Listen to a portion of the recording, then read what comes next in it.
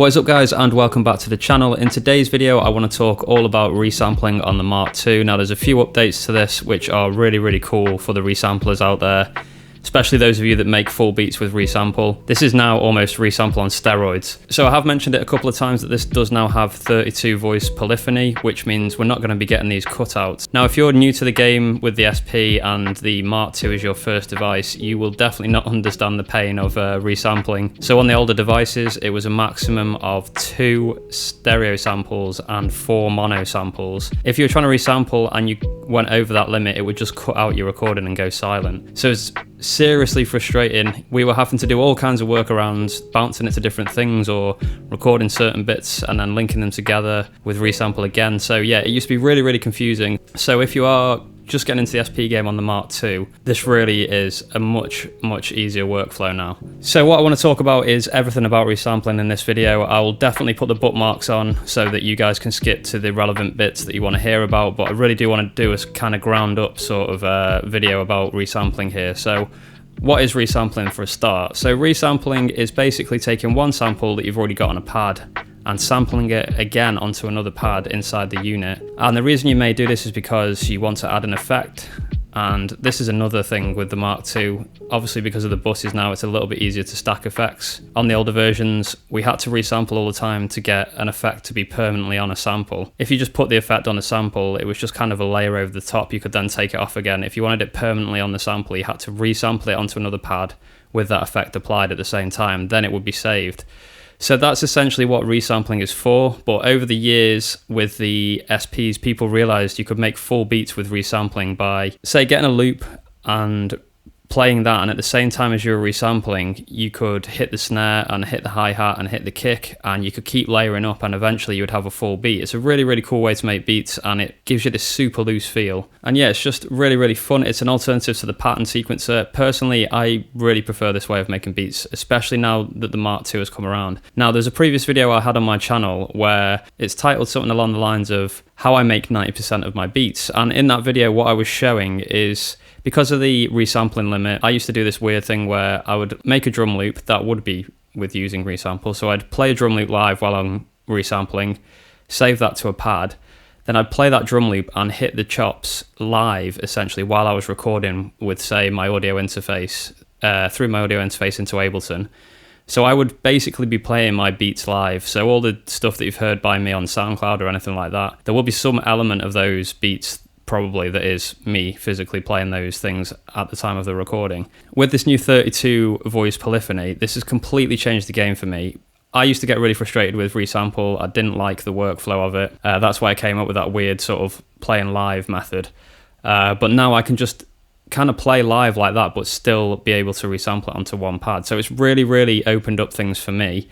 And I know for you guys as well that resample a lot, this is going to be such a game changer. Now, I've had a few people actually say they don't believe that this can do this in various comments on various platforms, which is kind of funny, but it is true, guys. I'll give you a demonstration right now. So the first thing I'll do is just show you that you're not going to be getting that cutout anymore. It works very much in the same way as the SX. There are a few little differences. So basically all you have to do now is a few less button presses actually. So resample. So I say this in every video, but hopefully you can see what's going on here because the lights are quite bright and you may not be able to see the various lights behind the buttons, but you can see here that 9, 10, 11 and 12 are all flashing. I'm going to select 9 and now it's just saying press pad to start. So as soon as you start hitting samples now, it's going to start recording.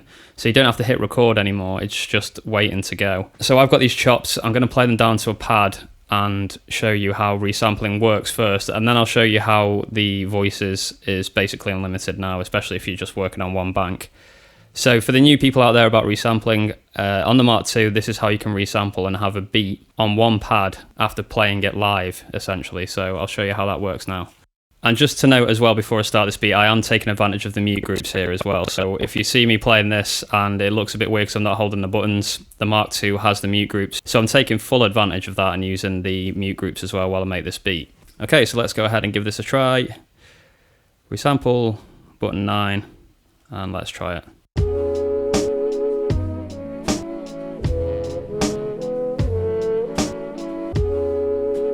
Okay, so there's a loop that I've just played. That should now be available on pad 9.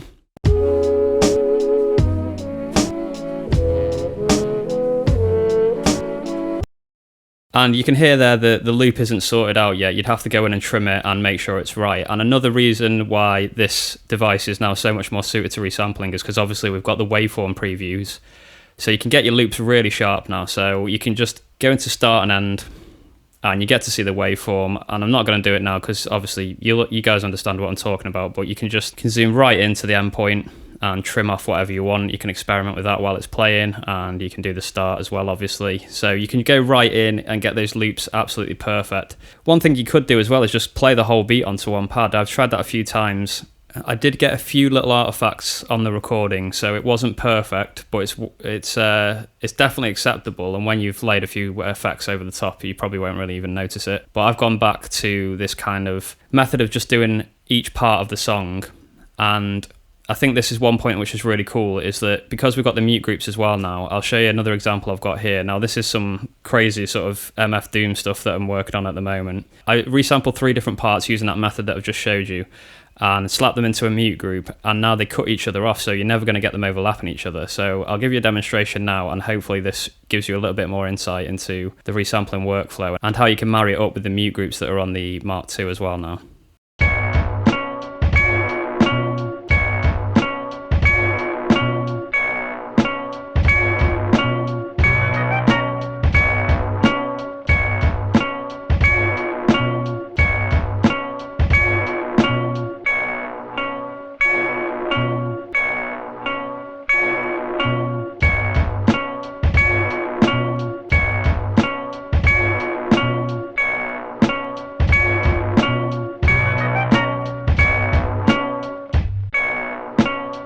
Okay, so hopefully you get the idea there. I know that was a crazy change of almost change of genre there.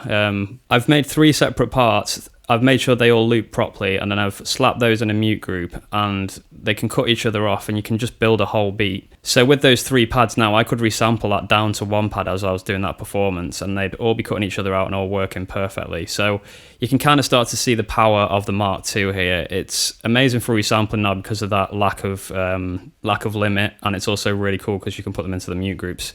So yeah, I will show you how I'm struggling to make this device cut out. So I'm going to resample loads of random pads. I'm not even going to try and make the beat sound good for this one, just so you guys can see how powerful this is now. So resample, I'm going to use 16 this time. As you can see, that's flashing red. So I'm going to select that, and we're ready to go straight away.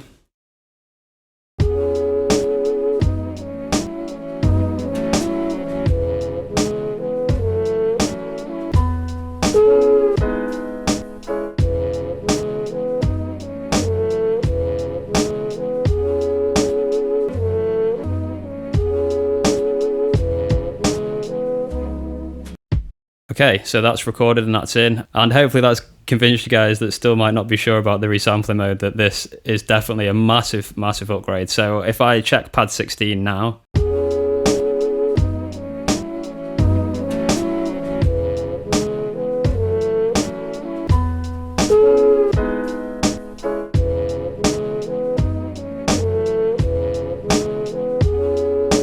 and there you go, no cutting out whatsoever. It's all recorded onto that pad. So I'm just going to delete that because I don't need that. And the last thing that I wanted to show you guys is that you can now resample patterns as well. So this is another string in the bow for beat makers on this device. This is something we really wanted. I remember so many comments about this on my channel saying, oh, I wish we could just resample patterns. It would make life so much easier. Or people that were new to the SX and A asking if you could resample patterns. Unfortunately, you can't on that. You have to bounce it to another device. But they've changed the game with this one, and they've allowed you to do resampling with patterns. It's super easy to do, and it's basically exactly the same as sampling a pad. I'll talk you through it anyway. So I've made this really crappy little loop here. I didn't spend any time on this. I just wanted it to be looping so that I could show you guys.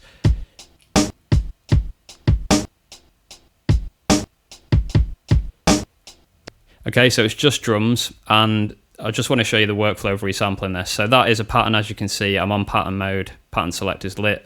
It's in my JBank pad 1, and I'm going to go ahead and hit resample, and then when you hit resample it brings you out of pattern select into the pads that you've got available. So it's dropped me into bank J. That's fine. I can sample onto pad 16 again like I did before. So I've selected that, and now you can see it's jumped me back into pattern select again. So I'm back into the same bank and the same pattern that I was just showing you. So it hops between the two so that it's super easy for you guys to do. And then all you have to do is press it.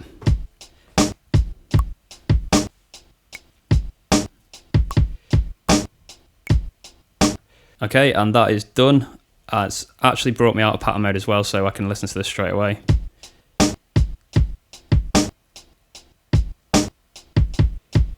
And I know it's a terrible drum loop, but hopefully that shows you that you can resample patterns, and it's really, really easy to do. One thing that I did want to note about doing it from a pattern is it's not going to automatically start and stop at the end of a pattern for you. It's just basically like a free recording. It's exactly the same way as resample would work if you're just usually using it. So there's no sort of automatic start and record and stop and record when you're recording a pattern. It will start recording as soon as you press the button, obviously, but yeah, you're free to end it whenever you want. And then, like I say, with the waveform editor as well. So you can go in, start, end, and you can trim that to wherever you want to get that perfect loop. And then obviously you can keep exporting them from your patterns and building a beat and using the mute groups like I showed you just before as well. So this device is so much more powerful than it used to be. And it is making me laugh, this, to be honest, because I've seen a lot of people saying this is all old tech, all the new features that they've brought in on the Mark II. And that is a very, very valid point. It is a lot of old tech like mute groups and chromatic mode and velocity sensitive pads and velocity mode, 16 velocities. They are all old tech that's been around for a long time, but it's really hard to explain how exciting it is to have these features on an SP if you're like a massive SP head like I am. It doesn't even really matter that it's old tech, it's just super exciting to have all these features. So if you've got any more questions, guys, you can put them below. Like I mentioned on my community wall or community tab the other day, I'm getting absolutely overrun with questions at the moment. So I'm trying to leave responses to as many as I can, and pretty much moving on from now. If you've left a comment to say, I like the video, and there's no kind of question in it, I'm probably just going to like and heart it. So that means I've read it, and I do really appreciate your comments still, but it's just not practical for me at the moment to be responding to absolutely everyone. I genuinely spent a whole day after my video went live about the Mark II answering questions, and that is not even an exaggeration. I didn't even have time to do any content, any additional content or anything like that. I was just answering questions all day. So it's a super busy time for the channel at the moment. It's really exciting, and I've seen a lot of comments from you guys saying that you've been here from the early days and seen the channel grow, and it's really exciting, and it massively is. And I honestly wish there was more time in the day so I could chat to all you guys, but unfortunately it's just not practical. I need to concentrate on getting content out, and yeah. So like I mentioned, yeah, if you've left a comment and it's nice, I will leave a thumbs up and I'll leave a heart on it, and that means I've read it. Try and answer as many questions as you can, and yeah, I'll be back with more content soon, guys. I'm trying to show you as much about this device as I can, and hopefully these videos are insightful, and I know they've got you chomping at the bit wanting one of these devices, so that's really cool to see. So that's it for this one, guys. Take care, and whatever devices you own, just keep making beats, and I'll be back with another video very, very soon. Peace!